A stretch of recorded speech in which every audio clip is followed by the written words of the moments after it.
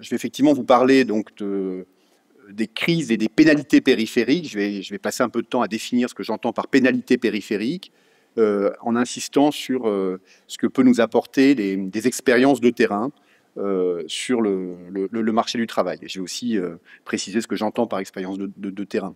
En fait, pour organiser cette présentation, ben, je suis tout simplement parti du titre de la conférence et j'ai essayé, bon, comme un bon élève, hein, de m'inscrire dans le titre, ce qui n'a pas été très difficile parce que effectivement, je m'intéresse beaucoup à des problématiques de distance, notamment sur le marché du travail, et puis effectivement à des problématiques périphériques et ultra-périphériques. Et puis je suis intéressé aussi par les effets des crises et aussi par, bien sûr, l'impact des politiques publiques en réaction aux crises. Et tous ces éléments-là s'emboîtent assez bien dans la présentation que je vais essayer de vous faire. Alors je voudrais commencer par justement vraiment aborder le thème de la conférence, retour de la distance. Et j'étais très intéressé par l'ensemble des présentations qui ont été données, en particulier les présentations plénières, où j'observe qu'on rentre dans la thématique avec des entrées assez différentes. Et je pense que ce que je vais proposer, en fait, complète assez bien à la fois la présentation d'Anthony Venables avant-hier et celle de Rosella Nicolini hier. Donc, de quelle distance parle-t-on? Moi, j'observe que essentiellement, quand on parle de distance, l'accent est porté sur le comportement des entreprises. La nouvelle économie géographique et beaucoup d'autres approches s'intéressent au choix de localisation, aux déterminants, disons, du commerce international.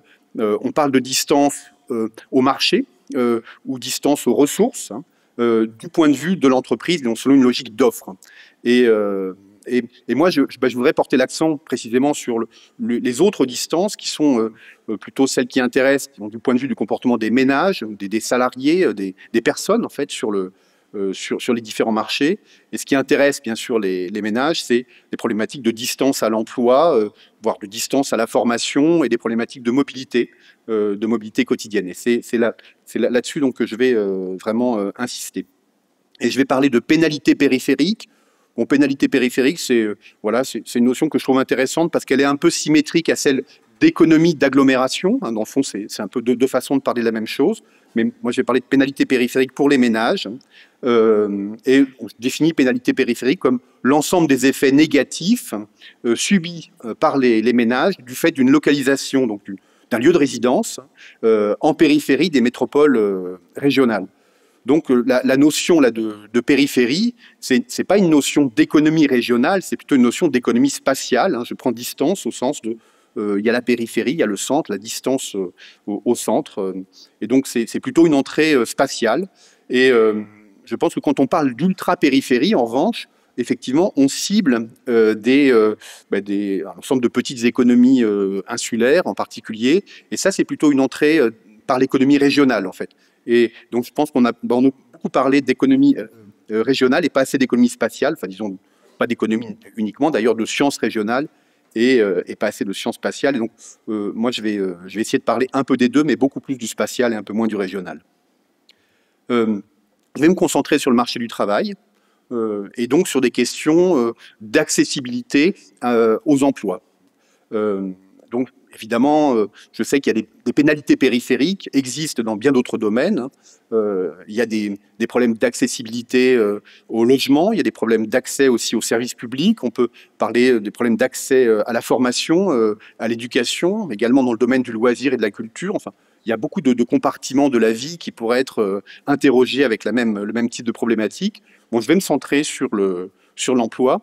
Je vais essayer de produire, disons, des constats relativement, je pense, solides sur la question de l'emploi. Puis on pourra se poser la question ensuite de leur validité externe, de leur applicabilité à d'autres sphères, notamment toutes celles-ci.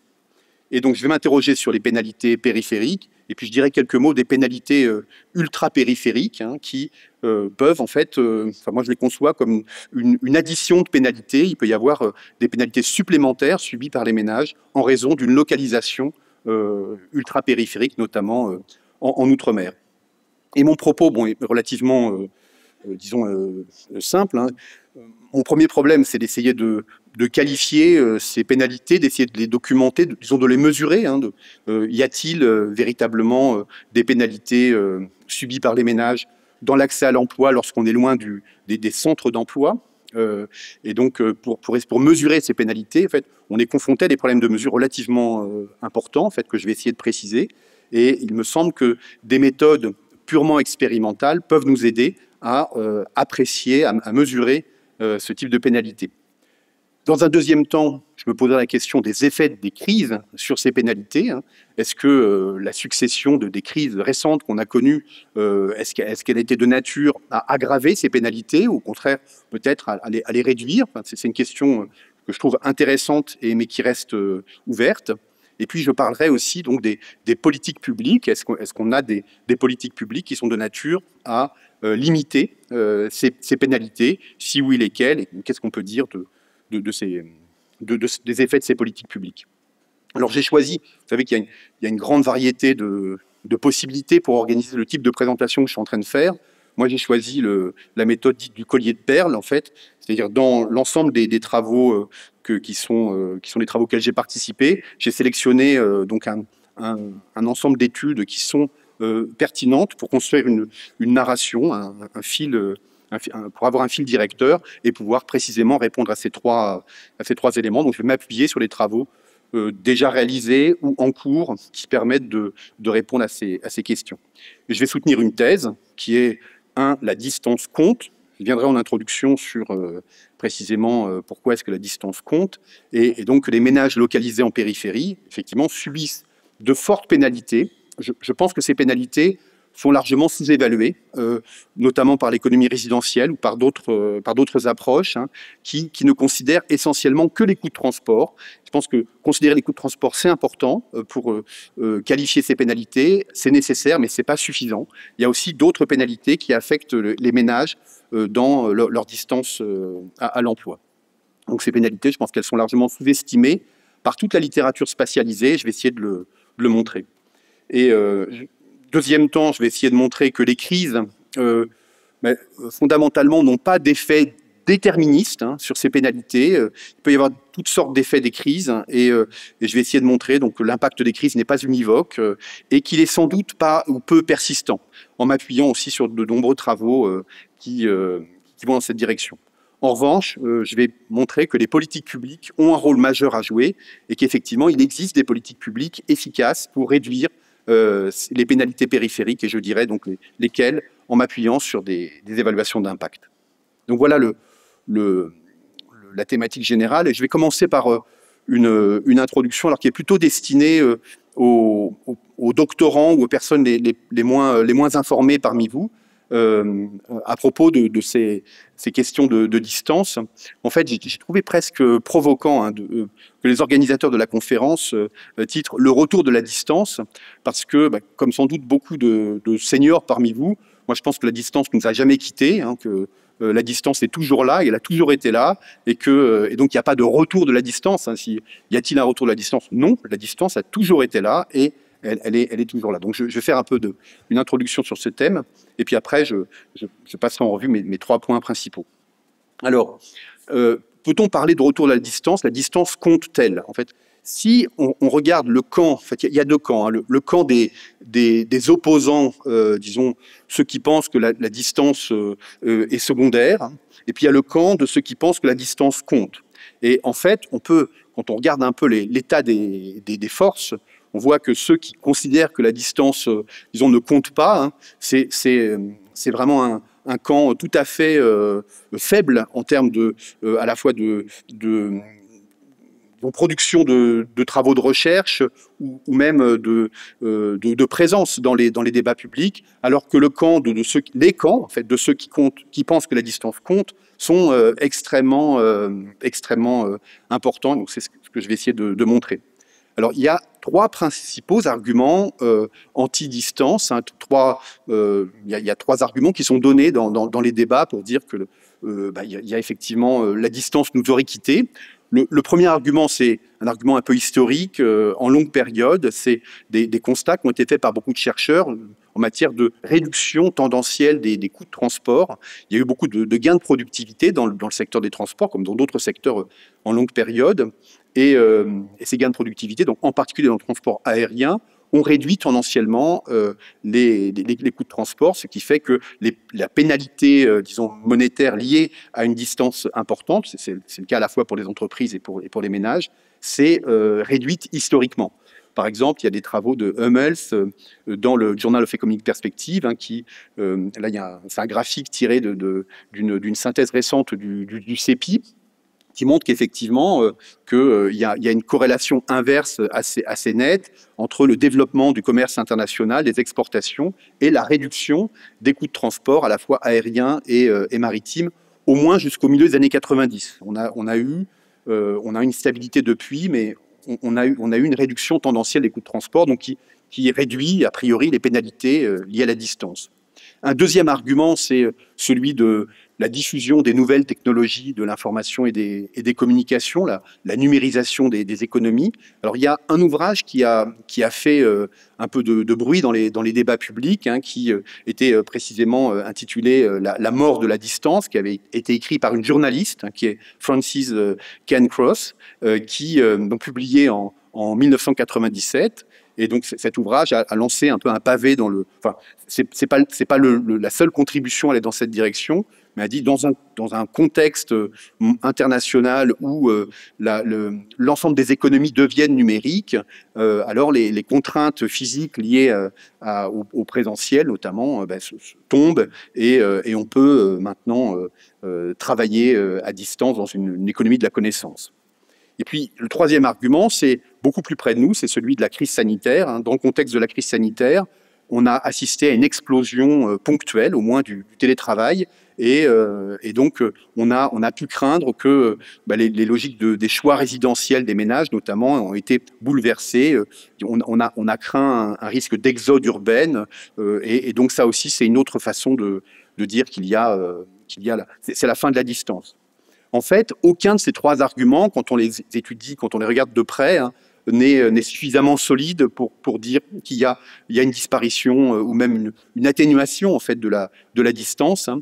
Bon, les gains productifs dans les transports, on sait que ils ont comme corollaire, enfin ils coïncident avec des chocs sur les prix des transports et sur les prix de l'énergie qui font qu'il peut y avoir des remises en question assez fortes. Et depuis la crise en Ukraine, on assiste effectivement à une remise en question.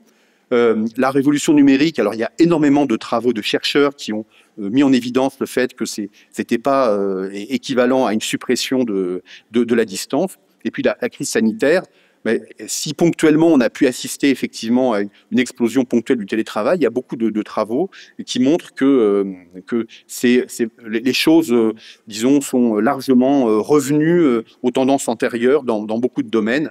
Hier, j'assistais à la session présidée par Anne Aguilera, donc du LVMT, dans lequel il y a beaucoup de travaux qui montrent qu'effectivement l'explosion ponctuelle du télétravail est surtout ponctuelle. Donc ça, c'est pour le camp des opposants. Et en fait, dans le camp des défenseurs, on a beaucoup de travaux, et depuis longtemps, hein, qui insistent sur l'importance de la distance. Alors, bon, c'est des choses qui vont vous paraître évidentes, mais je vais les rappeler, en fait, simplement pour mémoire. Hein. Il y a toute la géographie, tout simplement. Enfin, la géographie comme discipline, hein, est une discipline qui est fondée sur la distance. Il y a un article très intéressant de Denise Pumin dans lesquels elle prend un peu ses distances par rapport à la discipline, à la géographie comme discipline, et elle dit que la distance, c'est un des concepts fondamentaux de la géographie, et elle cite en particulier Waldo Tobler, donc l'un des pionniers de la numérisation en cartographie, l'inventeur de la projection hyper-elliptique. Et Waldo Tobler disait: la première loi de la géographie est que deux choses proches ont plus de chances d'entrer en interaction que deux choses éloignées. Je pense qu'il y a beaucoup de géographes parmi vous qui pourront en parler bien mieux que moi, mais évidemment, la distance, c'est un concept, disons, fondateur de la géographie. les sciences régionales, donc qui sont plus larges en fait et qui sont plus récentes. Dans les sciences régionales, bien sûr, la distance aussi joue un rôle fondatrice. Donc, on pourrait citer Walter Isnard, on pourrait citer Philippe Edalo. Hein, et dans les sciences régionales, on comprend que la distance, c'est pas uniquement une distance physique ou kilométrique, hein, c'est aussi une proximité, on peut qualifier de sociologique. Hein, et donc, il y a une conception subjective de la distance, ou socialement construite, qui importe pour les sociologues. Et Philippe Edalo disait, d'ailleurs, ce n'est pas la distance qui crée l'économie spatiale, encore moins l'isolement, mais l'existence de relations entre les personnes, entre les agents. Je pense intéressant d'évoquer aussi devant vous donc l'école française de la proximité qui a été évoquée aussi hier par Rosella. Là, vous avez les 3 temps forts de l'école française de la proximité. En fait, depuis maintenant 30 ans, hein, les fondateurs et puis tous les membres qui ont œuvré dans cette école, dans ce qu'on peut effectivement appeler une école, hein, insiste sur le rôle important de la distance, mais pas du tout dans un sens restrictif d'une distance kilométrique, mais plutôt au sens de la capacité des acteurs à interagir, et en particulier dans un territoire donné, dans le fond, la capacité des acteurs à faire territoire, à être ensemble notamment pour innover. Et ils voient donc dans ces relations de proximité qui sont dans un sens vraiment très, très vaste, effectivement, un élément extrêmement important à considérer si on s'intéresse notamment à l'innovation. Et puis, au-delà donc de l'école de la proximité, il y a aussi dans l'économie mainstream, hein, la distance est très largement considérée. On est aujourd'hui quand même dans l'état de la recherche mondiale, disons très très loin du modèle néoclassique aspatial. Hein. La prise en compte de l'espace a été largement considérée par les économistes. Donc, c'est le cas, bien sûr, avec la nouvelle économie géographique. C'est le cas aussi de l'économie spatiale. Là, je donne quelques références. Hein. Et donc, bien sûr, je fais un hommage à Anthony, hein, qui est parmi nous, qui a été l'un des contributeurs très importants de ce développement de la nouvelle économie géographique. Et on pourrait parler aussi de l'économie des villes. Et moi, il y a aussi un autre domaine qui m'intéresse plus particulièrement, c'est la microéconomie urbaine et spatiale. On peut parler aussi de nouvelle économie urbaine, au croisement de l'économie du travail et de l'économie du logement, qui est une économie très appliquée, qui accorde une large place à l'observation, à l'empirie. Et donc, si on doit citer une référence, c'est bien sûr John Kane en 68, qui est l'un des articles les plus cités, hein, où le concept de spatial mismatch a été proposé pour rendre compte de la situation des minorités d'origine africaine aux États-Unis, et pour expliquer que effectivement il y avait aussi des logiques spatiales dans la concentration du chômage sur ces minorités. Voilà, donc je pensais important de dire tout ça pour dire attention, non, il n'y a pas de retour de la distance a toujours été là et ses défenseurs sont solides, bien armés et ils sont multiples. Maintenant, ayant dit cela, je pense qu'il faut aller plus loin, mais donc de quelle distance parle-t-on et surtout comment compter la distance comment compter la distance. Et effectivement, dans beaucoup de travaux qui mettent en avant les effets de distance, on insiste principalement sur les coûts de transport. Donc dans la problématique qui m'intéresse, qui est celle de l'accessibilité à l'emploi, hein, on voit bien qu'effectivement un logement situé loin des centres d'emploi ou un lieu de résidence situé loin d'un lieu de travail va poser des difficultés particulières pour le ménage concerné. Et on sait que les coûts de transport peuvent d'ailleurs jouer un rôle important dans les choix de localisation des ménages, qu'il y a un intérêt pour les ménages à se rapprocher des centres d'emploi.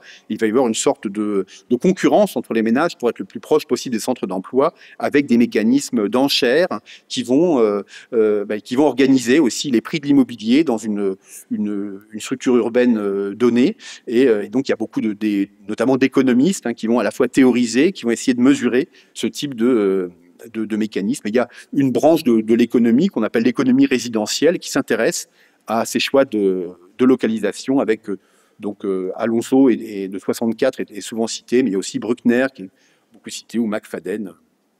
Alors, il y a des travaux appliqués récents qui montrent sur l'Île-de-France, en particulier, qui est un espace urbain très exceptionnel par sa taille et sans doute par son organisation très mono-centralisée, très monopolaire. Et en Île-de-France, donc, on a des écarts de prix du logement très importants. Et il y a donc une étude, un article publié dans l'économie statistique qui a une dizaine d'années, notamment de Coulombelle et Leurent du LVMT, qui nous dit que le budget logement des ménages est comparable au centre et en périphérie finalement.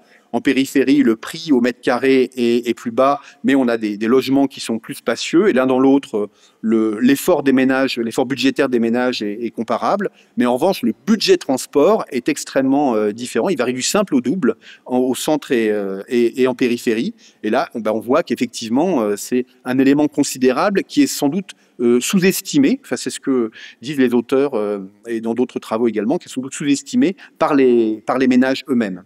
Alors, moi, je pense que ça, c'est une question intéressante, mais au-delà de ces aspects monétaires, enfin, des aspects du coût de transport, il y a d'autres dimensions qui doivent être considérées. D'ailleurs, dans le coût de transport lui-même, il y a le coût monétaire, mais il y a aussi le temps passé dans les transports qui réduit le bien-être des ménages. Moi, c'est d'autres pénalités qui vont m'intéresser. Ces pénalités existent, bien sûr, mais ce ne sont pas les seules.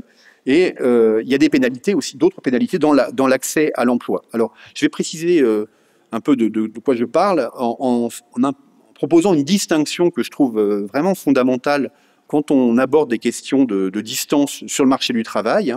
C'est de bien distinguer un effet de distance qui est lié donc effectivement à la distance en temps de transport entre un endroit, un lieu de résidence et un lieu de travail, disons, potentiel.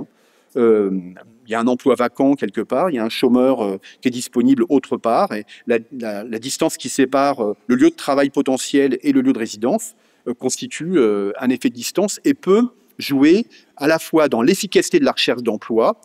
Plus cette distance est longue, plus il va être coûteux pour les personnes de rechercher effectivement efficacement un emploi, et également du point de vue de l'employeur, il peut y avoir une certaine réticence à embaucher un salarié qui habite très loin du lieu de travail parce qu'on sait que ça va être associé à un risque d'absentéisme, peut-être à un risque de fatigue, à un ensemble de coûts supportés par l'employé. Et donc, entre deux employés qui ont les mêmes caractéristiques productives mais qui n'ont pas la même localisation, un employeur va être fondé effectivement à préférer un employé qui habite à proximité du lieu de travail.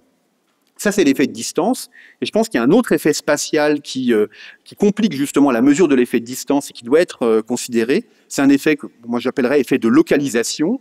L'endroit où on habite est associé à un ensemble de caractéristiques, à l'accès à des aménités, à l'accès aussi peut-être à des politiques sociales locales, à des effets de réputation, à des effets de voisinage, à des effets de pair, à toutes sortes d'effets qui n'ont rien à voir avec la distance, mais qui jouent effectivement localement, qui sont aussi des effets spatiaux et qui doivent être bien distingués. Ces effets doivent être distingués parce qu'ils peuvent l'un et l'autre jouer même de façon indépendante. Je peux avoir deux personnes qui habitent une grande localité, qui a par exemple qui habitent le même département, qui envoient un signal en termes de réputation du département, mais qui sont à distance différente d'un lieu de travail. Et puis je peux avoir aussi deux personnes qui habitent qui ont des localisations très différentes, mais qui ont la même distance. Et je vois bien que ces deux effets peuvent jouer de façon absolument indépendante. Et dans la littérature, en fait, si on survole très vite la littérature sur les problèmes d'accessibilité des emplois, on a vraiment deux branches de littérature qui sont, je pense, distinctes. Il y a donc dans la lignée de John Kane, la littérature sur le spatial mismatch, qui insiste sur les effets de distance. Donc avec des travaux théoriques et empiriques qui mettent en avant le point de vue du travailleur qui va être pénalisé dans sa recherche d'emploi du fait d'une distance élevée, ou le point de vue de l'entreprise qui va préférer des salariés qui habitent à proximité du du lieu de travail. Et puis, il y a l'effet de localisation. Alors là, si on devait citer disons une référence un peu majeure, c'est l'ensemble des travaux de Mansky sur les interactions sociales. Mansky distingue, vous savez, les interactions contextuelles, endogènes et corrélées. Et chacune de ces interactions, en fait, correspond à des mécanismes qu'on peut qualifier d'effets de localisation. C'est l'endroit où j'habite et les interactions que je vais pouvoir développer dans l'endroit où j'habite qui vont avoir des effets sur mes chances d'obtenir effectivement un emploi et donc qui vont conditionner le niveau du chômage local. Et si je veux donner des illustrations très simples de ces deux types de mécanismes, pour évoquer l'effet de distance, je pense que je parlerai du chômage d'enclavement, d'un chômage d'enclavement, des personnes qui habitent dans des localités situées à grande distance des centres d'emploi sont concernées par une surexposition au chômage du fait de ces problèmes de mobilité. Donc le chômage, par exemple, à Montereau, ou je dirais le chômage au Mureau, s'explique notamment par ces problèmes de distance. Et puis, si je veux donner un exemple d'effet de localisation sur le marché du travail, je me situerais presque au centre de l'Île-de-France, dans un quartier prioritaire tel que celui de la Goutte d'Or. La Goutte d'Or, il n'y a évidemment pas de problème d'accessibilité des emplois. On est à proximité, même au cœur du plus grand gisement d'emplois d'Europe, en Île-de-France, et pourtant, il y a une surexposition au chômage. Donc, cette surexposition au chômage, si je veux l'expliquer, ce n'est pas des effets de distance, c'est des effets de localisation, alors qui peuvent être liés à des effets de composition du quartier, ça peut être lié aussi à des effets de voisinage, des effets de normes sociales, des effets de pair, ou à des effets corrélés, peut-être que le caractère insalubre des logements dans le quartier de la Goutte d'Or réduit les loyers, et ça fait moins de pression potentiellement pour les demandeurs d'emploi qui recherchent un emploi, donc qui vont réduire leur effort de recherche. Et on a donc beaucoup de littérature sur chacun de ces mécanismes qui coexistent.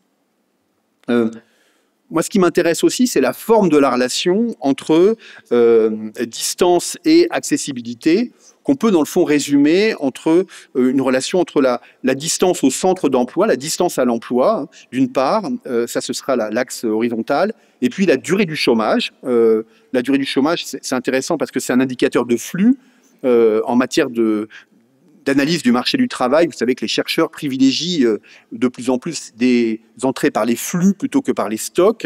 On préfère donc analyser les taux de sortie du chômage ou les durées du chômage plutôt que les taux de chômage locaux qui sont affectés de très nombreuses autres perturbations, disons. Est-ce qu'il y a, donc, y a-t-il, la question c'est, y a-t-il un lien entre la durée du chômage local et la distance au centre d'emploi?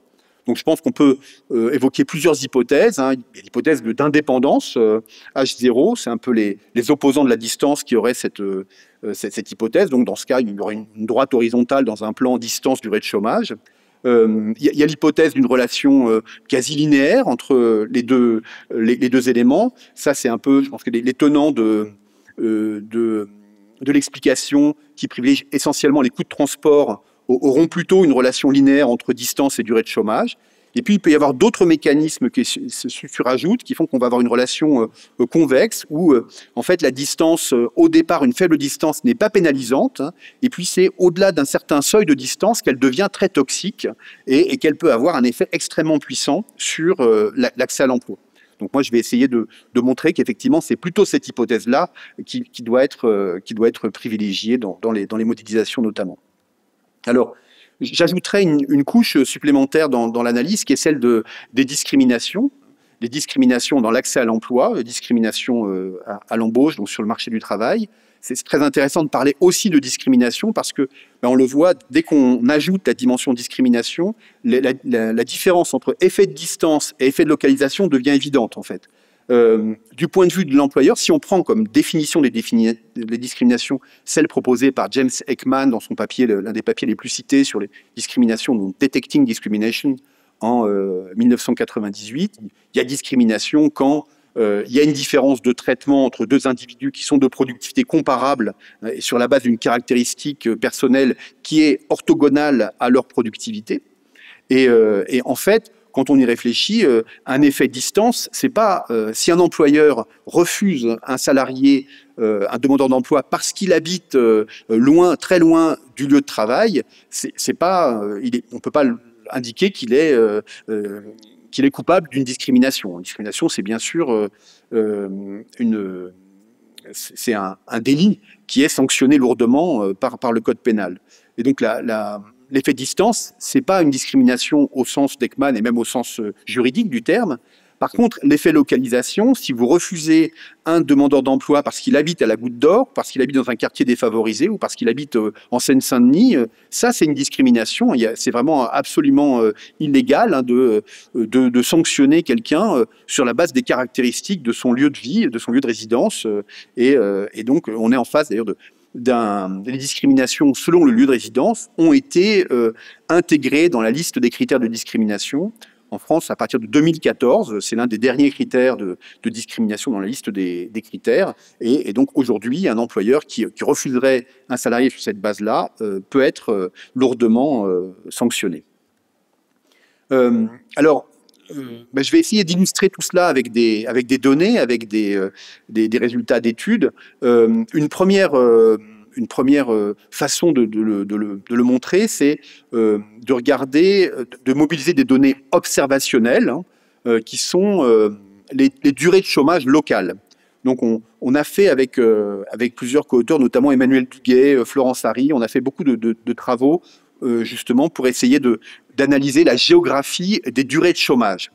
Et c'est très intéressant donc, de mobiliser des indicateurs de flux à un niveau local, à un niveau spatial très fin, et d'observer la géographie. Alors, les données qu'on mobilise, qui sont ici les données de Pôle emploi, le fichier historique statistique de Pôle emploi, sont des données qui permettent de contrôler des effets de structure, notamment de la structure par âge, par sexe, par niveau de diplôme, et donc de calculer des durées de chômage locales indépendamment de toutes les caractéristiques observables des demandeurs d'emploi dans chacune des localités. Et quand on fait ce type de correction, même d'ailleurs si on le fait pas, hein, on voit, et quand on cartographie les durées de chômage locales au niveau communal, on voit apparaître, selon les régions dans lesquelles on fait ce type d'études, on a fait ça sur toutes les régions de France, on voit apparaître des structures spatiales qui sont assez intéressantes. Par exemple, sur l'Île-de-France, on voit que les durées du chômage très élevées les durées de chômage sont très élevées au centre de la région Île-de-France. C'est à Paris, en fait, qu'on a les durées de chômage les plus élevées. Et ça, c'est un fait qui est en général peu connu. Et quand on s'éloigne du centre, on va avoir une réduction des durées de chômage. Et c'est à nouveau, quand on s'éloigne encore davantage, on va avoir une remontée des durées de chômage. Et vous avez donc sur le graphique un plan en coupe où j'ai en ordonnée la distance, en abscisse la durée, comme tout à l'heure. Et je vois qu'effectivement, chaque point, c'est une commune, et c'est donc un couple durée-distance d'une commune francilienne. Et on voit que le nuage de points a une forme particulière, c'est pas du tout une droite horizontale. D'abord, il est décroissant, ça veut dire que effectivement les arrondissements les plus près du centre et les communes les plus près du centre de Paris sont caractérisés par des durées de chômage très élevées. Au fur et à mesure qu'on s'éloigne, on voit ces durées se réduire. Et puis, un peu au-delà de la francilienne, quand on dépasse, on voit à nouveau donc, les durées de chômage s'élever. Et donc, on a bien, si on veut rendre compte de ce type de distribution, on doit faire appel non pas à un mécanisme, mais au moins à deux mécanismes. On a un mécanisme pour expliquer la remontée des durées de chômage aux distances élevées, qui est précisément un effet de distance. Et on a un autre mécanisme pour expliquer la forte durée du chômage au centre de Paris, qui va faire plutôt appel à ce qu'on appelle le skill mismatch. Et donc on a besoin à la fois de skill mismatch et de spatial mismatch pour rendre compte de la structure spatiale des durées de chômage en Île-de-France. Ça, c'est des données observationnelles. Le problème de ces données, c'est qu'en fait, elles nous disent fondamentalement assez peu de choses sur la réalité du mécanisme et surtout la mesure au niveau microéconomique de ce mécanisme. Hein. Si on veut vraiment mesurer la pénalité associée à la distance, ben, il faut faire très attention parce qu'effectivement, les données observationnelles, hein, elles sont issues déjà de comportements d'arbitrage et de choix de ménage qui conditionnent les choix de localisation. Et donc, les distances sont largement déjà endogènes. Et donc, ce qui nous intéresse a priori, c'est par exemple le point de vue de l'employeur, comment l'employeur reçoit telle ou telle adresse. Et ça, on ne peut pas le voir directement dans des données observationnelles. A priori, il y a plusieurs biais qui affectent la mesure. Il y a un biais de sélection, hein, qui est que, effectivement, si l'adresse pénalise l'accès à l'emploi, eh bien, je vais avoir des personnes les personnes trop éloignées, disons, n'ont pas pu intégrer l'emploi et donc vont compliquer l'analyse. Il y a aussi un biais d'endogénité ou un biais de causalité inverse. Hein. En habitant plus loin du centre, je vais avoir plus de difficultés à accéder à l'emploi, donc j'aurai moins de revenus et donc je vais avoir, a priori, je vais pouvoir payer des loyers uniquement loin du centre. Ou disons, inversement, si j'ai un emploi, je vais disposer de revenus qui vont me permettre d'être plus proche du centre. Et donc, il faut que je prenne en compte cette causalité inverse dans l'étude. Et puis, il y a aussi un problème de variable manquante. Hein. Si je regarde uniquement l'effet de distance sans prendre en compte l'effet de localisation, eh bien, je risque de biaiser l'analyse parce qu'il se trouve que les quartiers prioritaires, par exemple, qui désignent des localisations défavorisées, sont surreprésentés dans des distances les plus élevées. Et donc, il faudrait avoir un instrument de mesure prenant en compte l'ensemble de ces biais et pouvant mesurer simultanément à la fois de la distance et de la localisation. Et donc une mesure directe sur données d'enquête ou sur données administratives, hein, pose toutes ces difficultés. On aimerait avoir vraiment une approche plus instrumentale en disant on voudrait faire varier la distance indépendamment de toutes les caractéristiques individuelles et locales. Donc, soit il faut un bon instrument, soit il faut une bonne expérience. Et c'est pour ça que l'approche expérimentale peut nous être utile. Donc, on a, à la fois dans le champ des discriminations, mais dans bien d'autres domaines, hein, une explosion des travaux qui utilisent la méthode dite du test par correspondance, qu'on appelle souvent en France le testing. Donc, test par correspondance, c'est une méthode de construction d'autoconstruction, on peut dire, par le chercheur de données individuelles, donc de portée expérimentale. Concrètement, on va fabriquer des fausses identités de candidats à l'emploi, on va fabriquer des faux CV avec des fausses expériences, des fausses caractéristiques, des fausses formations, mais qui sont semblables en termes de niveau. Donc on va fabriquer deux profils fictifs qui sont réalistes, semblables en tout point, sauf sur la caractéristique dont on veut mesurer l'effet. Et précisément, on peut faire varier l'adresse et donc la distance à l'emploi des deux candidats de façon à mesurer l'effet de la distance tel qu'il est reçu, disons, par les employeurs. Et on va répéter le test un grand nombre de fois de façon à produire des bases de données, à pouvoir enrichir ces bases de données avec des statistiques locales de façon à mesurer des effets de distance. Donc, on sait qu'il y a des limites des tests par correspondance. Elles ont été largement, d'ailleurs, développées par James Heckman lui-même, hein, dans l'article que je citais, donc qui cible plutôt ce qu'on appelle les méthodes d'audit par paire, hein, où on envoyait, dans les années 70, on envoyait des figurants, des paires de figurants, et donc on introduisait des tas de biais dans l'analyse. Depuis, les méthodes ont surtout utilisé les correspondances, surtout les correspondances électroniques, et donc, par simple envoi de courriel, on a des capacités à contrôler beaucoup plus les biais introduits a priori par la méthode. Bon, pour autant, hein, il y a des problèmes de validité externe de cette méthode expérimentale qui est, disons, à la fois très partielle, très ponctuelle, très localisée. Quand on fait un test sur le marché du travail, il faut d'abord choisir un petit nombre de professions. Et donc, ce qu'on va produire comme résultat n'est valable que pour ce petit nombre de professions. Et il faut répéter les tests pour pouvoir produire véritablement de la connaissance. Il y a un autre inconvénient, c'est le coût logistique. Ces tests, en particulier, quand on a un grand nombre d'observations, disons au-delà de 10 000 observations, il y a un coût logistique qui est assez important pour ce type d'expérience. Alors, on applique les tests par correspondance dans un grand nombre de domaines. mesure des discriminations, mais aussi mesure des faits et évaluation de politiques publiques. On peut évaluer des politiques publiques avec ces méthodes de tests par correspondance, à la fois sur le marché du travail, mais aussi bien en dehors du marché du travail. Et donc, on utilise cette technologie pour mesurer des effets de distance ou de localisation. L'étude séminale, ça a été celle de Marianne Bertrand et Moulay Yatan dans l'AER en 2004. Alors, on ne mesure pas d'effets de distance dans cette étude qui est l'une des plus citées dans le champ des discriminations, mais on mesure des effets de localisation. Les auteurs montrent que, effectivement, résider dans un quartier favorisé va augmenter les chances de succès sur le marché du travail.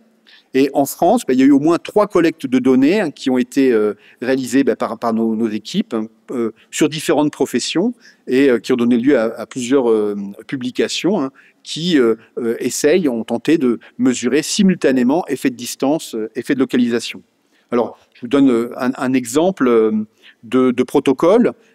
C'est donc l'étude qui a été, c'est le protocole qui a été notamment fait l'objet d'une publication dans Spatial Economic Analysis. On choisit en fait 2 triplets de localisation qui sont situés. Chaque localisation est située à proximité.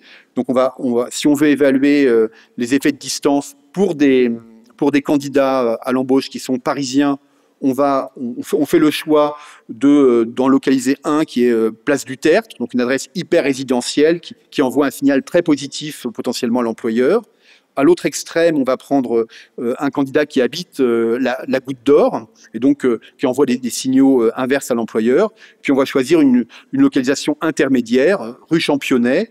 Et donc ces 3 localisations sont situées très proches l'une de l'autre, si bien que quand nos candidats vont postuler pour des offres d'emploi situées dans l'ensemble de la région, eh bien, on aura une grande variété de distances avec des localisations aussi très, très contrastées. Et puis, on va prendre un triplet de candidats en Seine-Saint-Denis, avec à chaque fois une résidence défavorisée, intermédiaire et très, très favorisée. Donc, on a choisi de localiser un candidat à Bondy, dans le quartier prioritaire Blanqui, et on va renforcer le signal en ajoutant appartement 2018 Tourcé, par exemple. Il habite dans un grand ensemble. Et puis, on va avoir un autre candidat qui habite à Bondy, mais allée des Violettes, donc une adresse qui signale un logement plutôt pavillonnaire résidentiel. Et puis, on va localiser un 3e candidat au Rincy, qui est la commune de Seine-Saint-Denis, qui bénéficie du niveau de revenu par habitant le plus élevé. Donc, on a ces 6 candidats. On va envoyer les 6 candidats en réponse à des offres d'emploi. Et en les comparant 2 à 2, on va pouvoir mesurer des effets de quartier, donc des effets de localisation, des effets de département, des effets même de commune. Donc, on a plusieurs effets de localisation qu'on va pouvoir mesurer.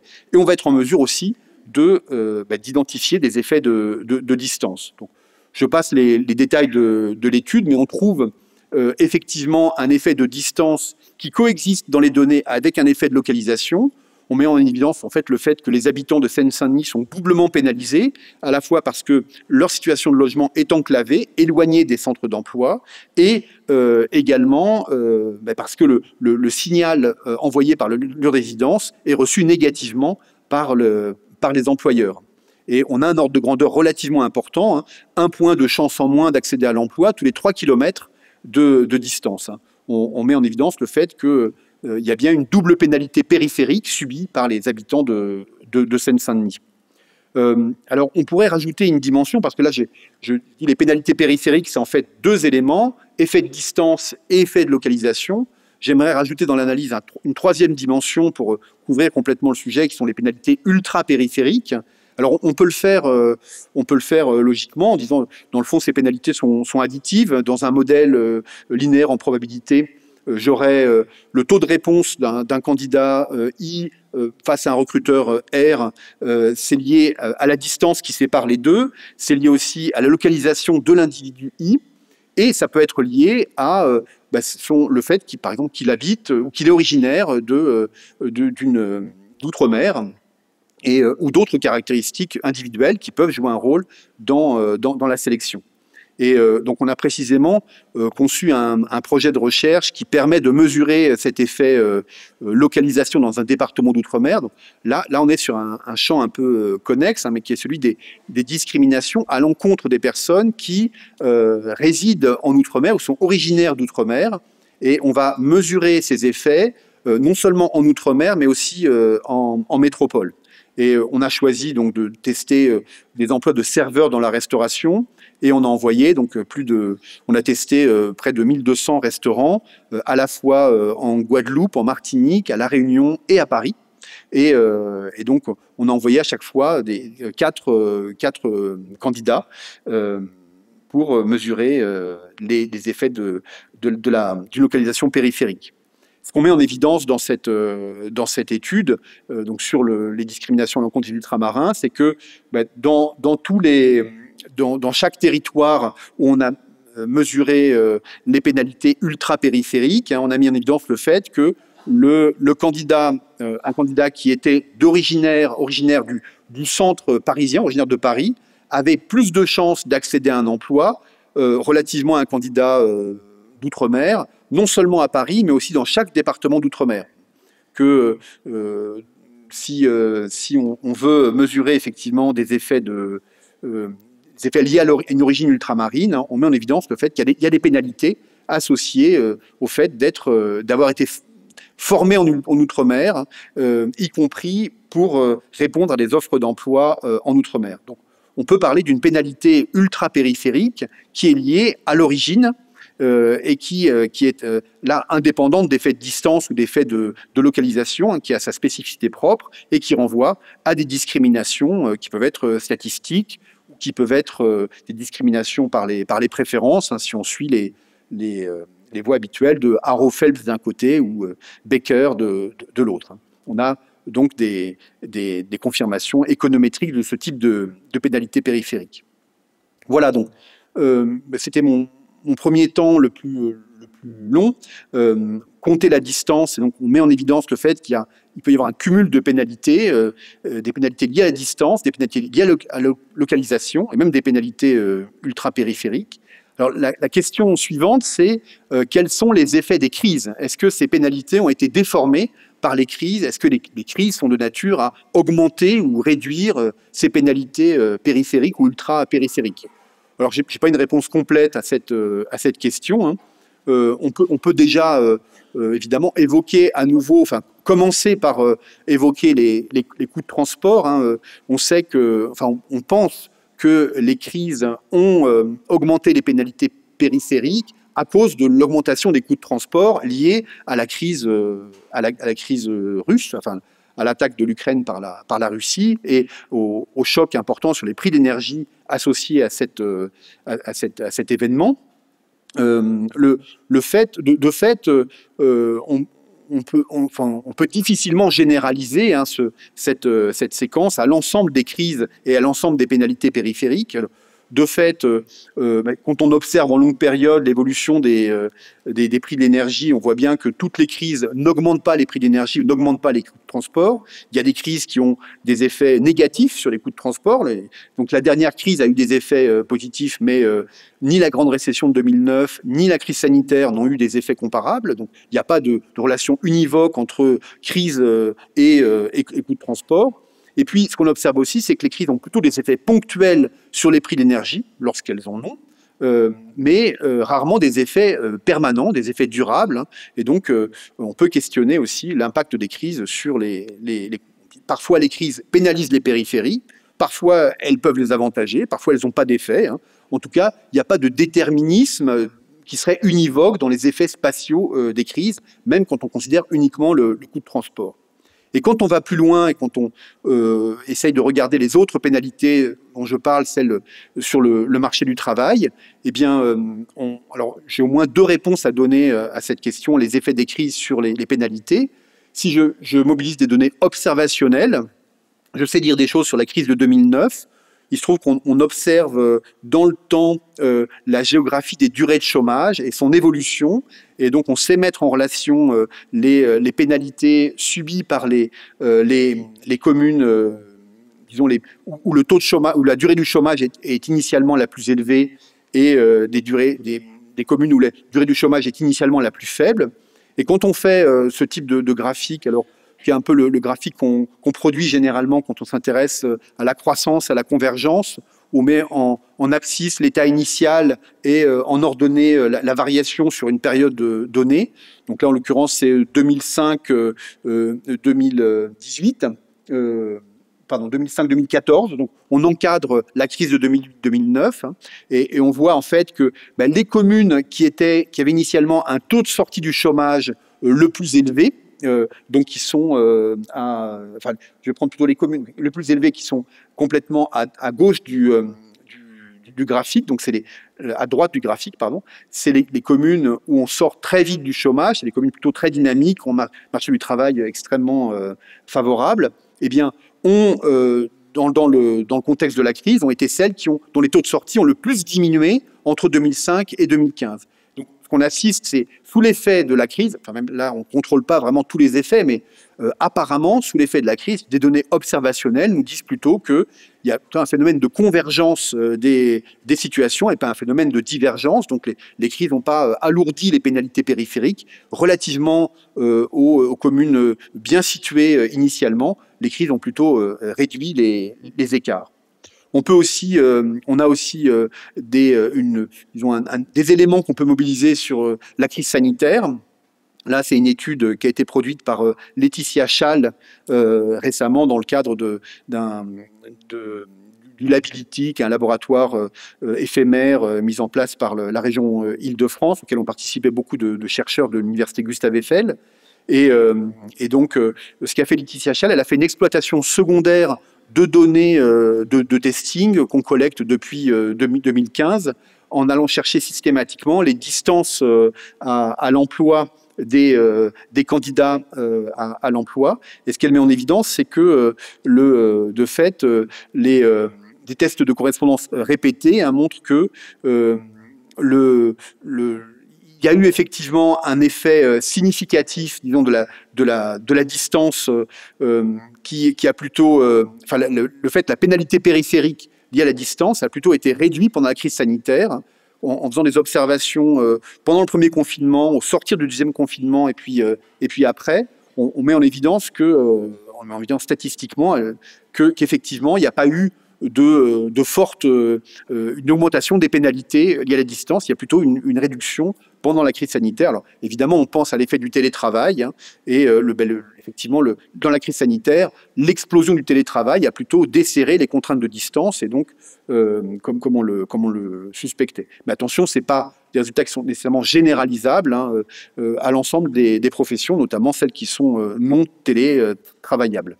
Bon, je vais assez rapidement, mais en tout cas, le constat, c'est plutôt que non, les crises n'ont pas d'effet univoque, mécanique, qui serait déterministe sur les effets de la distance. On peut sans doute raconter toutes sortes d'histoires sur les effets des crises, parce que les crises elles-mêmes elles sont très hétérogènes et donc produisent des effets eux-mêmes hétérogènes. Pour finir, je voudrais parler un tout petit peu des politiques publiques. Je ne sais pas combien de temps il me reste, en fait. C'est parfait. Non, c'est pas parfait du tout, mais c'est pas grave. Donc, c'est très intéressant d'aborder les politiques publiques parce que là aussi, on voit qu'il y a un vrai hiatus entre effet de distance et effet de localisation. En fait, les politiques publiques qu'on peut imaginer pour essayer de contrer des effets de distance ne sont pas du tout les mêmes que celles qu'on peut imaginer pour contrer des effets de localisation. Pour contrer les effets de distance, on le sait, il faut soit rapprocher les personnes des emplois, soit rapprocher les emplois des personnes.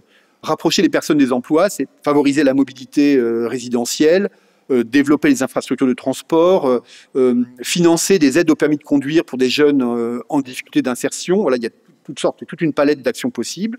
On peut aussi rapprocher les emplois des personnes en essayant de favoriser la création d'emplois par exemple, dans les grands ensembles, dans les localisations qui sont dans les lieux de résidence qui sont situés loin des emplois.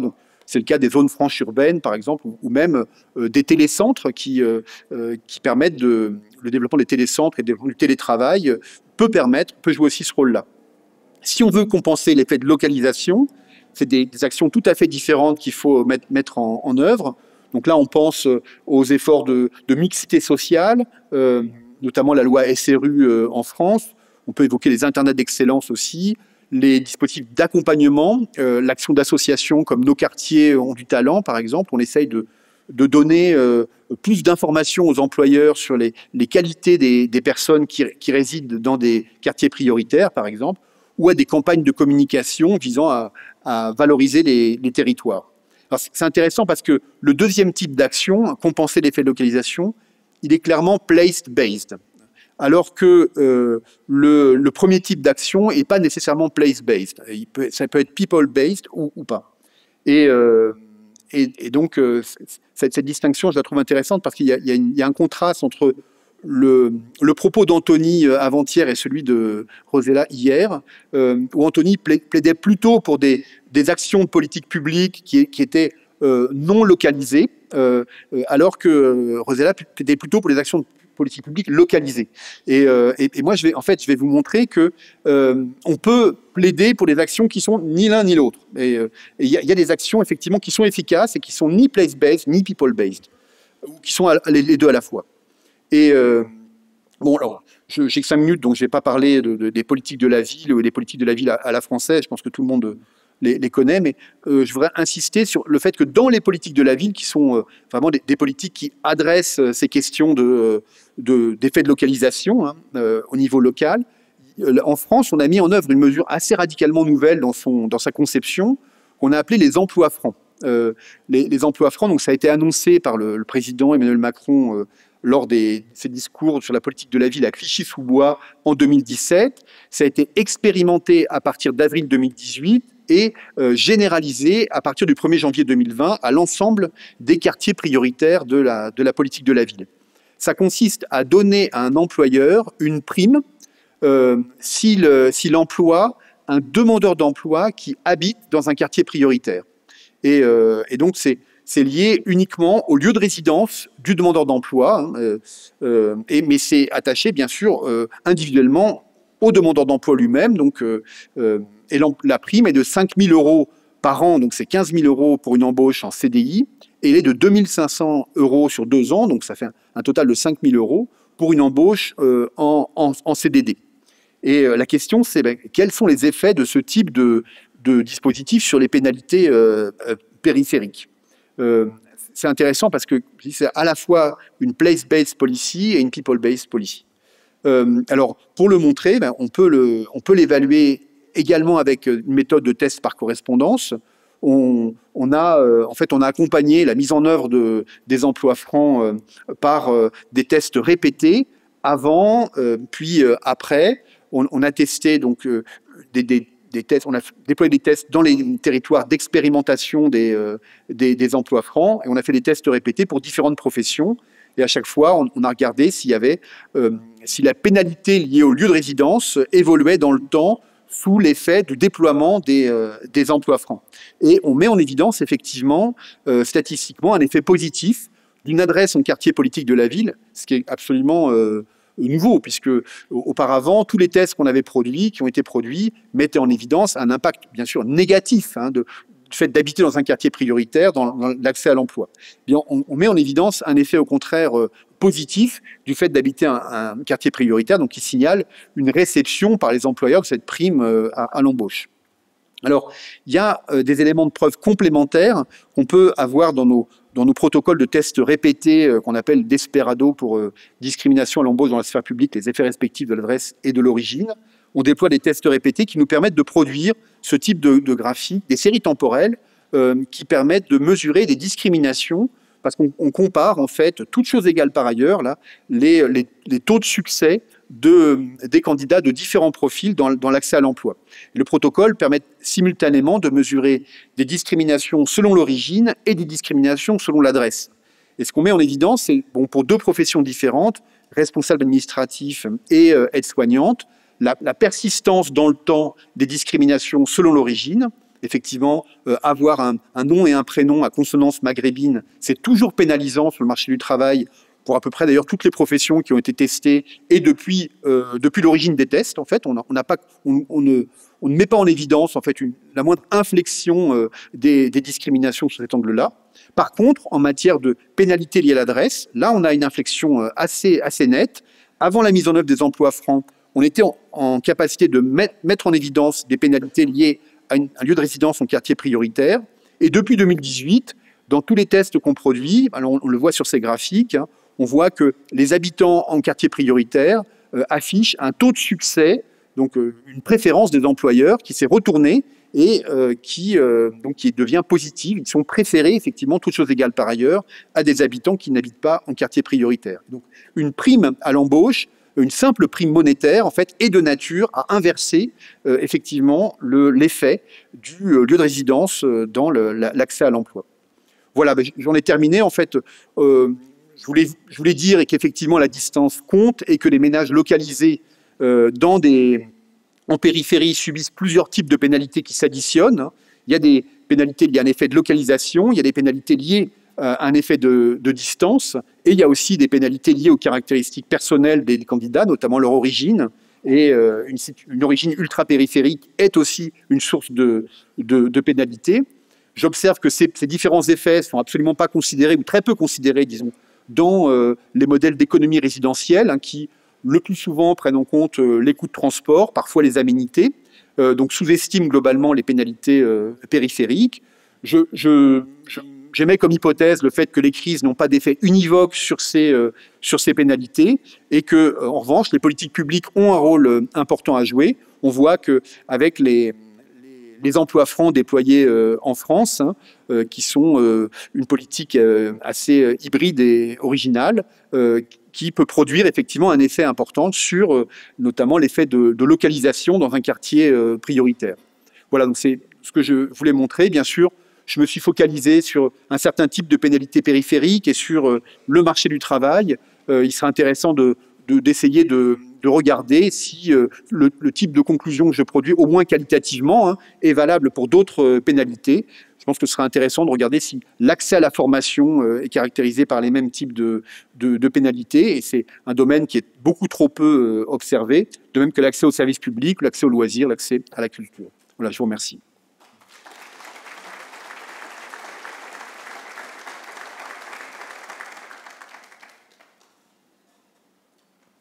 Alors, on va peut-être passer à quelques questions. Donc, on a à peu près, vous savez qu'on a commencé en retard, on a à peu près 20 minutes pour poser des questions. Oui. Merci, c'était très intéressant. Et j'ai juste deux petites questions. La première, c'est est-ce qu'il y a un rôle du travail non déclaré sur la durée de chômage? Et donc, implicitement, est-ce que la distance elle a un rôle sur le travail non déclaré? Et l'autre question, vous avez comparé, bon, vous avez fait votre recherche sur Paris, et après vous avez fait Paris et des îles. Et donc ma question, est-ce qu'il y a un effet Paris dans votre recherche, dans le sens que peut-être les Parisiens, ils sont, je souligne peut-être, particulièrement classistes. Et est-ce que voir Paris sur un CV, en fait, il y a un effet de, bon, quelqu'un qui vient de Paris spécial, mais peut-être si on ne met pas Paris, mais on met une petite ville du Nord, on n'aura pas la même réaction. Merci. Merci, Linia. Donc, c'est vraiment intéressant sur le premier point. Bien sûr, nous, on n'observe que l'emploi formel, puisque toutes les données qu'on produit, c'est en réponse à des offres d'emploi qui sont publiées sur le marché du travail, et ces offres d'emploi concernent des emplois formels. Et donc, on n'a rien à dire sur l'emploi informel, qui peut être effectivement un facteur de compensation. Il peut y avoir beaucoup de mécanismes, mais bon, c'est pas ce qu'on observe. Alors, sur l'autre point, c'est intéressant, effectivement, ce qu'on met en évidence, c'est un effet, une pénalité périphérique, mais cette pénalité périphérique, en toute rigueur, on peut dire, ça peut être une prime parisienne, en fait. Effectivement, puisqu'on compare les chances de succès d'un candidat parisien avec un candidat domien qui habite ou non dans un quartier prioritaire de la politique de la ville. Et ce qu'on constate, c'est que dans tous les départements d'outre-mer et à Paris, le candidat parisien a une prime à l'embauche. Bon.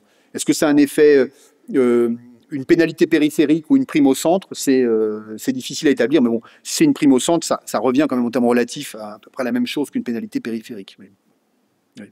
Mais ça serait intéressant de de regarder si une autre localisation en France, peut-être moins parisienne, produit les mêmes effets, bien sûr. Oui. Bonjour, et merci surtout pour ce travail vraiment passionnant. Une petite idée comme ça, d'abord pour commencer, puis après j'aurai une autre question. Il me semble qu'une des applications possibles de votre démarche concernerait la question de l'accès à la santé. Je vois que dans une région très rurale, comme la région Centre-Val de Loire, la pénalité périphérique, c'est d'abord celle de l'accès à la santé. On a des niveaux de désertification médicale qui sont les plus élevés de France, dans cette région. Et là, je crois qu'on pourrait tout à fait s'inspirer de ce que vous avez fait pour travailler cette question-là. C'est le premier point. Et le deuxième point, c'est qu'on voit bien que derrière votre propos sur les effets de localisation, en filigrane, ressort la question des représentations des lieux, question qui a été très travaillée par Antoine Bailly. Or, vous avez dit, vous avez abordé le thème de l'action publique, hein, vous avez parlé d'action de communication, mais je pense que ça doit pouvoir aller plus loin que la lutte contre les représentations négatives, que ça implique aussi des gestes emblématiques qui ne se relèvent pas simplement de la communication, c'est-à-dire un geste architectural, une action culturelle, etc. Tout ça, ça peut contribuer à modifier les représentations des lieux et donc induire des inflexions dans ces finalités périphériques. Oui, j'en suis tout à fait d'accord, enfin, sans pouvoir le montrer, mais on observe vraiment simplement l'effet d'une adresse sur les préférences des employeurs, sans pouvoir toujours identifier quel est le mécanisme qui a derrière cet effet. Il peut y avoir des représentations négatives du lieu de résidence. On met en évidence le fait notamment que à Paris, il peut y avoir un effet quartier. Le fait d'habiter à la Goutte d'Or est pénalisant. En Seine-Saint-Denis, on ne met pas en évidence ni d'effet de quartier ni d'effet de commune. Ces effets sont complètement écrasés par l'effet du département. Le fait d'habiter en Seine-Saint-Denis, quelle que soit la commune où vous habitez, est pénalisant sur le marché du travail dans toutes les expériences qu'on a conduites. Donc effectivement, il y a un problème d'image du département, indépendamment de toutes les réalités, et peut-être que des actions qui seraient de nature à changer l'image, je pense par exemple aux Jeux Olympiques, peut-être, pourraient produire des effets majeurs qui seraient intéressants de suivre. D'ailleurs, c'est ce qu'on va essayer de faire. Sur la première intervention sur l'accès aux soins, c'est très intéressant. Alors, on a fait une grosse opération de test par correspondance pour essayer de mesurer précisément s'il y avait des discriminations dans l'accès aux soins. Alors, on n'a pas regardé la problématique des déserts médicaux, mais on a regardé d'une part un effet d'origine avec une patiente dont le patronyme évoque une origine africaine qui sollicite un rendez-vous médical dans des cabinets de spécialistes, et également une troisième patiente il y a une patiente de référence, patiente africaine, et une troisième patiente qui, elle, annonce qu'elle est bénéficiaire d'un minima social, qu'elle a la couverture maladie universelle complémentaire ou un autre minima. Et on a mis en évidence le fait que, alors sur 3 spécialités médicales, et c'est un très très gros test, on a fait plus de 5000 prises de rendez-vous dans ces 3 types de spécialités médicales. On a testé à chaque fois plus de 500 cabinets médicaux en France. Et on a mis en évidence le fait qu'il n'y avait pas de pénalité selon l'origine, mais par contre, il y avait une pénalité très forte selon le fait de bénéficier d'un minima social. C'est une forme de discrimination par la vulnérabilité économique. Et effectivement, c'est ce qu'on appelle dans la littérature le crime skimming. Et donc il y a effectivement des problématiques aussi dans l'accès aux soins qui jouent un rôle. Et alors, on n'a pas testé, mais peut-être qu'une localisation très très périphérique serait de nature à réduire les chances d'obtenir un rendez-vous médical. Ça se teste. Merci Yannick, vraiment, j'étais très intéressé. L'accès à l'emploi, moi j'ai eu l'occasion aussi, avec des étudiants de master, de tester que leur adresse n'était pas neutre sur l'obtention des stages. Ça, je pense qu'on a tous eu à un moment donné. Moi, j'étais particulièrement intéressé par ta conclusion, effectivement, sur ces nouvelles mesures qui lient localisation et distance. On avait tous travaillé sur les questions de l'impact des zones franches urbaines, pas avec un effet pas délirant sur l'emploi. Oui. Et donc, moi, je trouve que ton résultat est extrêmement intéressant. Ça représente combien d'emplois créés? J'en ai aucune idée. Voilà, je pense que ce serait bien que tu nous dises s'il y a eu un vrai effet création d'emplois quand même avec cet emploi. Alors, je ne sais pas dire combien d'emplois ont été créés. Aujourd'hui, les emplois francs, hein, sont déployés en France entière pour tous les quartiers prioritaires. On sait en revanche qu'il y a on l'a mis en évidence dans la phase d'expérimentation des emplois francs jusqu'en 2020, où ce qu'on a mis en évidence, c'est un effet de non-recours important des employeurs au dispositif. Donc, il y a beaucoup d'employeurs qui étaient éligibles à la prime et qui n'ont pas sollicité Pôle emploi pour obtenir la prime. Il y a près de 85% de non-recours des entreprises. Il n'y a que 15% des entreprises éligibles qui demandaient la prime. Donc une situation tout à fait... c'est-à-dire qu'il y a beaucoup d'emplois qui sont créés, pas sous l'effet de la prime. Depuis, les choses ont changé, je pense, avec la généralisation du dispositif, et puis avec aussi... il a été surdimensionné pendant la crise sanitaire. Le niveau des primes ont été augmentés, donc ça perturbe un peu l'analyse, mais en tout cas, a priori, il y a eu un effet positif sur le recours des entreprises au dispositif et un impact plus important en termes de création d'emplois. Mais je n'ai pas la donnée précise, je ne peux pas te répondre. Oui, merci. J'avais une question concernant la manière dont vous avez établi les critères sur les signaux négatifs qui étaient envoyés en fonction des quartiers que vous avez utilisés pour faire vos tests. Notamment, vous faites un lien entre la morphologie urbaine, potentiellement l'histoire aussi du peuplement de ces quartiers. Mais comment est-ce que vous avez ciblé justement les quartiers qui relevaient de signaux potentiellement négatifs à envoyer aux employeurs? Quels sont les critères que vous utilisez pour les établir? Oui, c'est une bonne question. Donc, on s'appuie sur des statistiques et on regarde. On peut produire. On sait qu'on a un grand nombre de statistiques qui existent au niveau des quartiers ou des communes. Et donc, dans les choix dans les choix qu'on fait en amont, qui sont des choix irréversibles. Donc, effectivement, il faut vraiment les peser. Dans la constitution d'un protocole, il faut être très vigilant sur le choix des quartiers. Ça fait partie de la construction de l'expérience et donc il faut être précis là-dessus. Et donc, par exemple, à Paris, pour l'expérience que j'ai relatée, là, quand on distingue Place du Tertre, Goutte d'Or et rue Championnet, on a des statistiques sur chacun de ces quartiers. Donc, on connaît le revenu fiscal par habitant, on connaît le chômage local au sens du recensement, on connaît même la durée du chômage local qu'on peut estimer, et on a la composition par CSP de chaque quartier. Voilà, on a un grand nombre d'indicateurs qui convergent pour dire qu'effectivement, Place du Tertre, c'est hyper résidentiel, mais je ne vais pas vous... Je pense que j'apprends rien à personne, hein, et que la Goutte d'Or, c'est vraiment un quartier très, très défavorisé.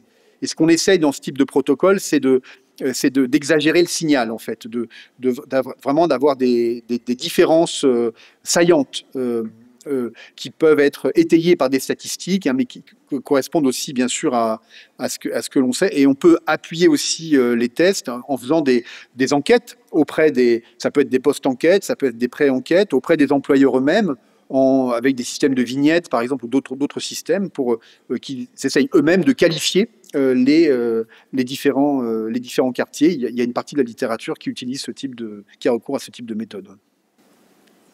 Bonjour, merci.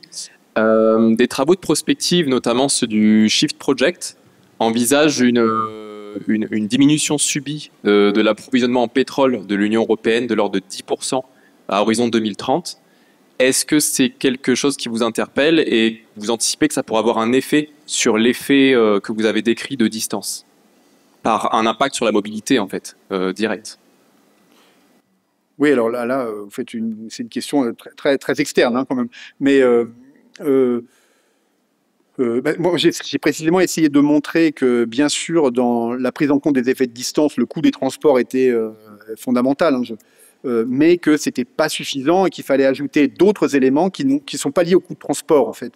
Et donc, moi, je pense que la réputation des quartiers et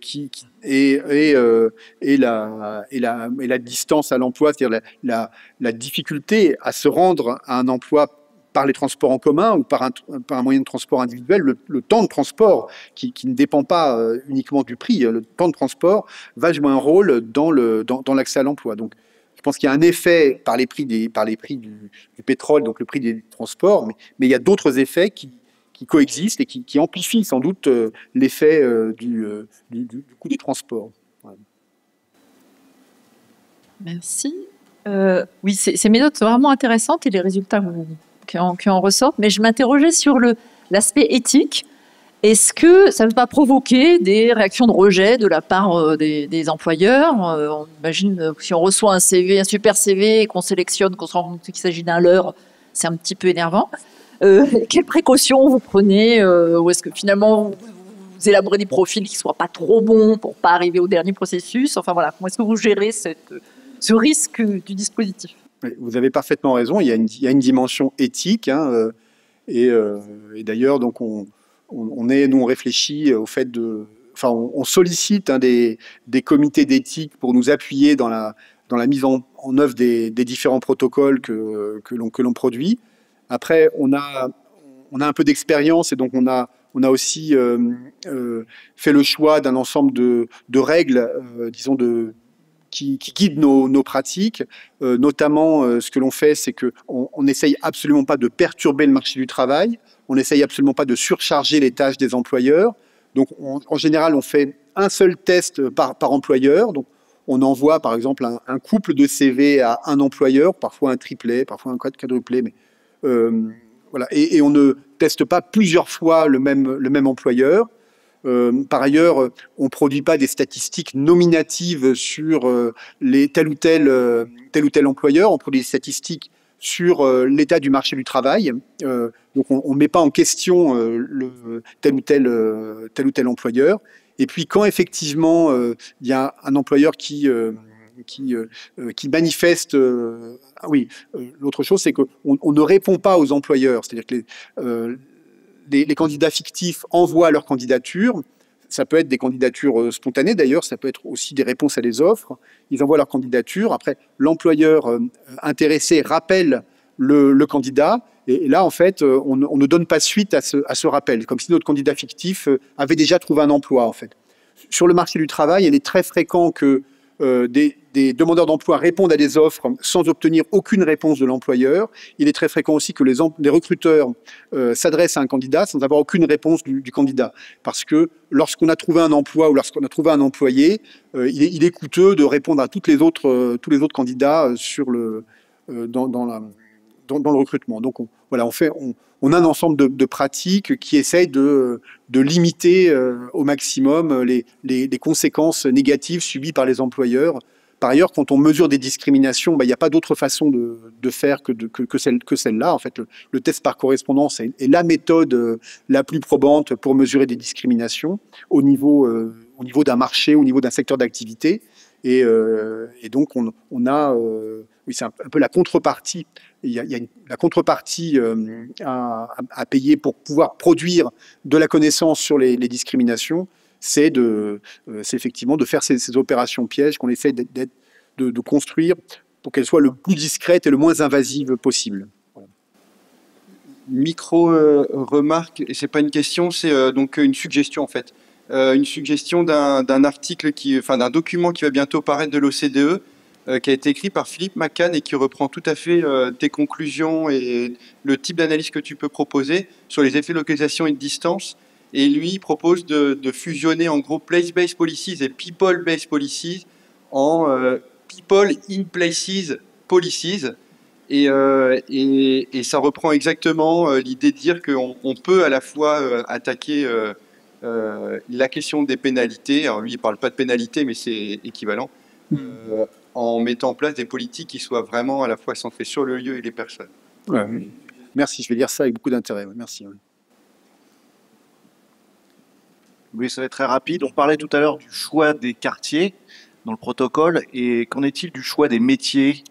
On peut se dire qu'il va y avoir des effets différents suivant les métiers que tu nous as présentés tout à l'heure, des métiers de serveur, de cuisinier qui ont des horaires de travail très particuliers, ce qui peut impacter aussi la distance ou le temps de transport, voire la possibilité de se déplacer le week-end, le soir, etc. Donc à ce niveau-là, il y a le choix des métiers en termes de niveau de qualification aussi. On peut se demander si le niveau de qualification ne va pas jouer. Et peut-être encore plus, de façon plus prégnante, la tension sur le marché du travail. Donc est-ce que vous avez regardé si les effets pouvaient varier en fonction de la tension sur le marché du travail du métier regardé? Absolument, donc merci Alexis, ça fait trois bonnes questions. Donc il faut être vigilant dans le choix des professions et dans les résultats qu'on produit, faire en sorte de bien vérifier que les résultats ne sont pas valables uniquement pour la profession, mais au-delà. La seule façon de faire, c'est bien sûr de multiplier les professions, c'est d'avoir différentes professions. Donc, dans le choix des protocoles, on choisit les professions en général en fonction du type d'effet qu'on veut mesurer. Par exemple, pour mesurer les effets de distance et de localisation, on a pensé que les professions de la restauration étaient vraiment pertinentes, et donc, parce que les restaurants sont très dispersés spatialement, et parce que par ailleurs, dans les restaurants, on trouve à la fois des serveurs et des cuisiniers. Les cuisiniers ne sont pas exposés à la clientèle, et donc ça nous permet aussi d'évaluer ce qu'on appelle discrimination par la clientèle. Si le recruteur a des comportements différents, des préférences différentes pour les serveurs et pour les cuisiniers, donc ça c'est tout à fait important. Alors, ce qu'on fait, c'est qu'on multiplie les professions, et on essaie de prendre des professions variées. En fait, pour être rassuré sur la validité externe, il faut faire davantage d'opérations de mesures expérimentales et pas se contenter d'une seule expérience, bien sûr, de voir si les résultats résistent à un contexte tout à fait différent. Et sur la tension, ça c'est vraiment pertinent. Il y a un lien fort. Alors, c'est plutôt sur l'aspect discrimination, mais on pense qu'il y a un lien fort. Quand on a des éléments de preuve empirique qui montrent qu'il y a un lien fort entre les tensions sur le marché et les discriminations, on a mis en évidence le fait qu'il y avait un lien entre la conjoncture macroéconomique et les discriminations. On a publié un papier dans cette direction très récemment. Effectivement, quand il y a, en période de forte croissance, d'embellie du marché du travail, les employeurs vont avoir plus de difficultés à trouver des candidats. Il y a moins de candidats par poste, et donc il va être plus coûteux pour les employeurs de sélectionner les candidats sur la base de caractéristiques personnelles. Donc la discrimination a tendance à être réduite quand le chômage diminue. La discrimination a un caractère contracyclique, un peu comme le taux de chômage a un caractère contracyclique. Ça, on l'a mis en évidence dans une production récente. Je pense que c'est vrai au niveau sectoriel, au niveau macroéconomique et au niveau de certaines professions. Là, il y a eu des travaux qui montrent qu'il y a des liens entre tension et discrimination. Et pour aller plus loin, il faut bien sûr multiplier les expériences. Alors la question elle sera d'autant plus rapide que c'est allé un peu dans le fil de ce qui vient de vous être proposé. Lorsque vous proposez justement la pénalité des ultramarins et que vous voyez sur les territoires, on a observé que même outre-mer en fait, et cette question-là est très politique en fait aujourd'hui, elle est très sensible, que même outre-mer en fait, il y a une discrimination des ultramarins sur leur propre territoire, sur l'embauche. C'est quelque chose que vous avez constaté. Je voulais justement rebondir sur cette question parce que vous prenez ce métier. Je voulais savoir simplement si vous aviez déjà tenté sur d'autres métiers, d'autres niveaux de qualification, si ceux-ci pouvaient s'observer. Et comme vous l'observez aussi à l'inverse, de voir si sur l'Hexagone, en fait, la proposition de quelqu'un qui est en CSP+, et qui dit être ultramarin et qui est prêt à venir s'installer en métropole avait été mesurée. Oui, donc d'ailleurs, je n'avais pas répondu sur la qualification, mais effectivement, il y a aussi un lien très fort entre qualification et discrimination. On a des discriminations qui sont a priori beaucoup plus fortes pour les professions les plus qualifiées que pour les professions les moins qualifiées. Et il y a des travaux qui vont dans cette direction-là. Donc, le choix de la qualification a aussi un effet. Et donc, pour se prémunir de cet effet, il faut multiplier les niveaux de qualification dans les protocoles de test.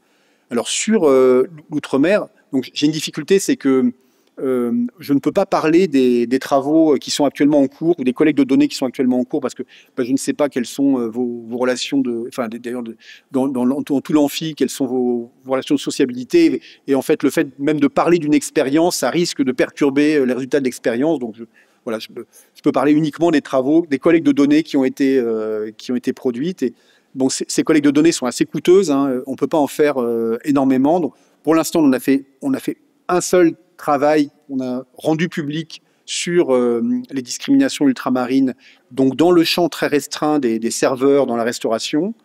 avec un protocole par candidature spontanée. Il y a d'autres travaux qu'on essaye de mener à bien. On a une expérience en cours sur laquelle on continue à travailler en Nouvelle-Calédonie. J'avais fait le pari que je dirais Nouvelle-Calédonie pendant l'exposé. Ça y est, c'est fait, j'ai gagné. Et donc là aussi, les travaux sont en cours.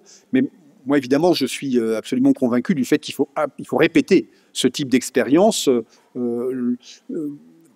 Pas considérer un Parisien, mais considérer peut-être une autre localisation, regarder d'autres professions. Bien sûr, il faut approfondir le constat. Enfin, le message est suffisamment important à la fois pour la puissance publique et pour tous les acteurs privés, tous ceux qui s'intéressent aux questions d'emploi, pour que on soit vraiment, qu'on annonce, qu'on communique sur des éléments solides. L'expérience est solide, mais elle est partielle, et il est nécessaire de refaire d'autres expériences dans la même direction. Absolument. Oui, tu as une question très rapide sur les effets de localisation à l'échelle, on va dire, intra-urbaine, enfin, par exemple, grande zone d'Île-de-France, mais côté employeur, est-ce que vous avez regardé s'il y a des zones, des quartiers marqués socialement où sont localisés les employeurs qui seraient, pour le dire brutalement, plus discriminants, plus racistes? Est-ce que vous regardez aussi des effets? Oui. Alors, c'est difficile, hein, parce que autant on contrôle parfaitement du côté offre de travail, là, tout est construit par les chercheurs, donc évidemment, tout est contrôlable. Autant côté demande de travail, on ne contrôle rien, on dépend du rythme des offres, de qui publie des offres, voilà. Et puis on n'a pas les caractéristiques employeurs. Par exemple, on ne connaît pas l'origine du recruteur. En fait, on peut l'approcher quand on a les patronymes. On peut l'approcher, mais c'est très imparfait, quoi. Et ce qu'on a constaté dans nos protocoles en Seine-Saint-Denis, c'est qu'effectivement, il y avait une appétence des employeurs de Seine-Saint-Denis, enfin une aversion plutôt des employeurs de Seine-Saint-Denis pour les candidats de Seine-Saint-Denis, qui était moins forte que l'aversion des employeurs de Paris. Mais ce n'est pas des éléments qu'on a publiés parce que ce n'est pas suffisamment solide compte tenu de la taille des échantillons, de toutes les réserves habituelles pour vraiment... Donc c'est aussi des choses qui mériteraient d'être approfondies, étudiées sérieusement. C'est une bonne piste. Merci beaucoup et félicitations.